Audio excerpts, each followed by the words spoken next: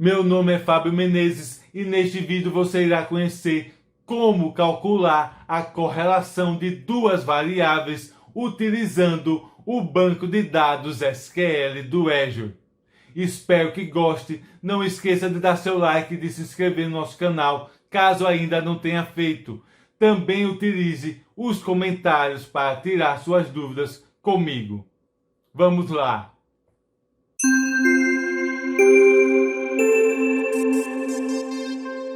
Utilizaremos o Azure Data Studio para executarmos a nossa análise de dados no banco de dados SQL do Azure. Primeiramente, iremos conhecer o cálculo de correlação de Pearson. Essa fórmula, muito conhecida pela estatística, é usada para medir a força e a direção da relação linear entre duas variáveis, indicando assim se estas variáveis têm uma relação linear positiva quando uma aumenta, a outra também aumenta, ou uma relação linear negativa quando uma aumenta e a outra diminui, ou se não há uma relação linear clara entre elas. O resultado encontrado pode variar de -1 a 1, onde -1 indica uma correlação negativa perfeita e 1 indica uma correlação positiva perfeita. E o 0 indica ausência de correlação. O bom exemplo de correlação positiva é quando temos dados que representam o número de horas estudadas por um estudante e as notas obtidas nos exames. Quanto mais se estuda, melhores notas conseguimos obter.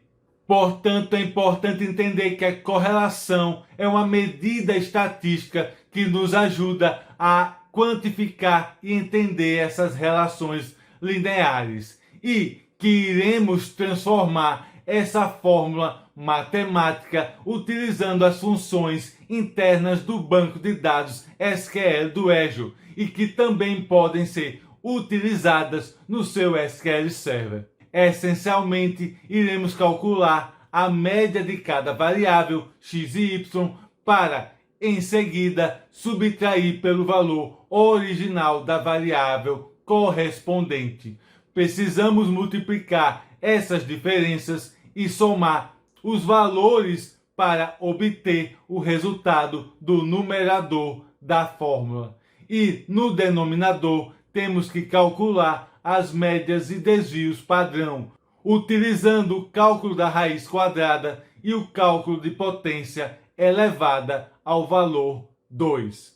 Para isso, iremos declarar uma variável do tipo tabela, para utilizarmos os valores fictícios de x e y, onde x terá o tipo de dado numérico com a precisão 18 e a quantidade de 2 números decimais, ou seja, valores depois da vírgula. O mesmo tipo de dados será definido para a coluna y. Também devemos nos certificar de que não existam valores nulos. Agora, utilizando essa tabela, iremos inserir os valores para avaliar a relação entre eles, onde cada valor de x e y se encontra na mesma linha, facilitando esta comparação. E continuando, utilizando a técnica de expressão de tabela comum, vamos calcular a média da variável ou coluna x e a média da variável y dos valores da tabela que acabamos de criar. Logo abaixo, iremos calcular o numerador da fórmula, somando a diferença entre os valores e a média, multiplicando entre as variáveis. Aqui, recuperamos tanto os registros da tabela de valores quanto os registros da tabela do resultado das médias, em um produto cartesiano. E quando utilizamos essa sintaxe da cláusula from, estamos realizando um cross-join, combinando cada linha da primeira tabela com todas as linhas da segunda, criando assim todas as possibilidades de combinações. Agora, Para calcular o denominador, utilizamos a função de calcular a raiz quadrada do resultado desta soma, contida no resultado da potência elevada a 2. Podemos perceber aqui que reaproveitamos o cálculo da média executado anteriormente e que iremos repetir o mesmo cálculo para a variável y. Temos assim o resultado do numerador dividido pela multiplicação dos dois denominadores, também em um produto cartesiano. Executando este código SQL, temos aqui uma correlação entre esses valores positiva, contudo de força muito baixa, pois levando em consideração que estamos mais perto do zero do que do valor 1. Nossa próxima etapa é utilizar valores reais de cotação de moedas extraídos na página do Banco Central do Brasil, já existentes no Estudados, banco de dados gratuito e totalmente em português. Deixo o link lá na descrição. Ao executar essa consulta de seleção, identificamos os valores diários de 3 moedas, o dólar americano, o euro e o iene japonês. Com esses dados em mãos, iremos avaliar a correlação dessas moedas com o dólar americano, se é positivo, negativo ou não tem relação nenhuma. Portanto, utilizamos o código SQL anterior e precisamos colocar os valores dessas duas moedas no mesmo registro. Iremos assim transformar as linhas em colunas com a função pivot, utilizando esta função de agregação para obter o valor máximo da coluna de cotação de venda para cada moeda relacionada, neste caso, o euro e o dólar americano. Portanto, a função retorna as colunas de mesmo nome da sigla de cada moeda. E para facilitar o uso do nosso cálculo anterior, iremos chamá-las com alias x e y, respectivamente.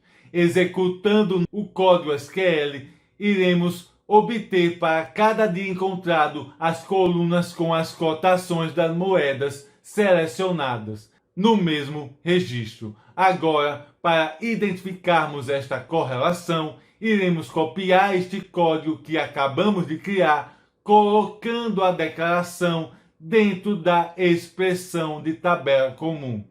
E logo abaixo, acrescentar o código SQL para calcular a correlação Pearson, alterando apenas o nome da tabela de valores, pois agora não estamos mais apontando para a variável. Lembrando que esse cálculo está utilizando as colunas x e y que definimos como as variáveis que devem ser correlacionadas. E executando este script, temos o resultado em que a moeda euro e a moeda dólar americano têm uma correlação positiva entre seus valores.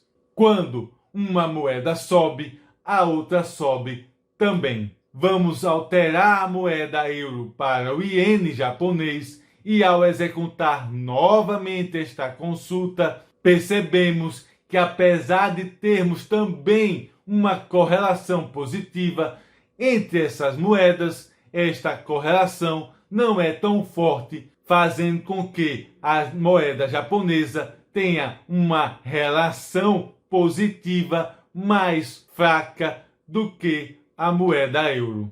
Espero que tenha gostado desse vídeo. Não esqueça de dar seu like e de se inscrever no nosso canal, caso ainda não tenha feito.